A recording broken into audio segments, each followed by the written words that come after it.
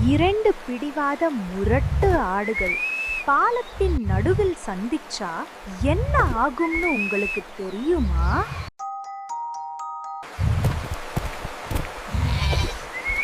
ஒரு அழகிய பள்ளத்தாக்கில் சூரிய ஒளியில் மினுமினுக்கக்கூடிய தேன் சுவையுடைய நீர் கொண்ட ஆறு பாய்ந்து கொண்டிருந்தது.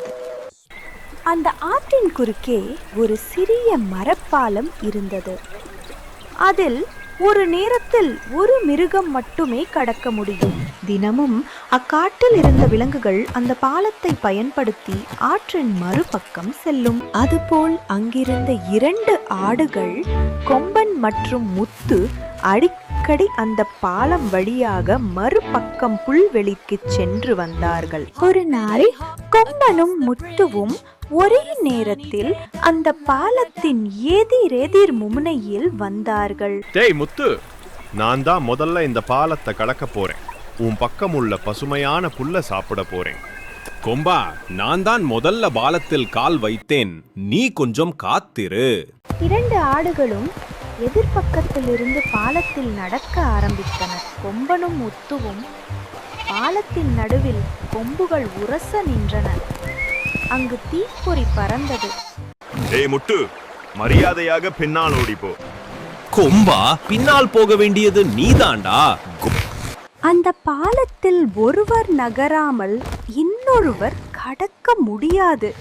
ஆனா யாருமே பின் செல்ல விரும்பல.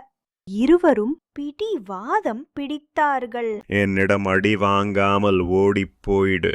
கொம்பா, யார் பலசாலின்னு மோதி பார்த்திடலாம். உன்னை முட்டி தள்ளுறேன்.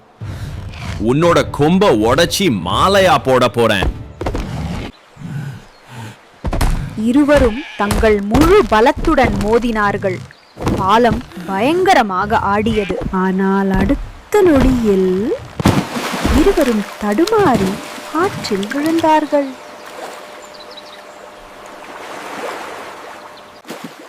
முத்து, ரொம்ப குளிருதுடா. என்னோட கொம்பே உடைஞ்சு போச்சு, ரொம்ப வலிக்குது. முத்து, நம்ம கொஞ்சம் பொறுமையா இருந்து மாறி மாறி சென்று இருந்தா. ஆமா கொம்பா, அப்போ நாம இருவரும் பாதுகாப்பா கடந்து இருப்போம். அன்று முதல் கொம்பனும் முத்துவும் நல்ல நண்பர்களாக மாறினார்கள். மீண்டும் அந்த பாலத்தில் சந்தித்தாலும் ஒருவருக்கொருவர் வழிவிட்டார்கள். கோபத்தில் சண்டை போட்டா இருவருமே தோல்வி அடைவாங்க. ஆனா பொறுமையாக விட்டு கொடுத்து நடந்தால் யாரும் தோல்வி அடைய மாட்டாங்க. நண்பர்களே, என்னோட கதையை நீங்க பார்த்தது எனக்கு ரொம்ப சந்தோஷமா இருக்கு. நாம நண்பர்களாகலாமா?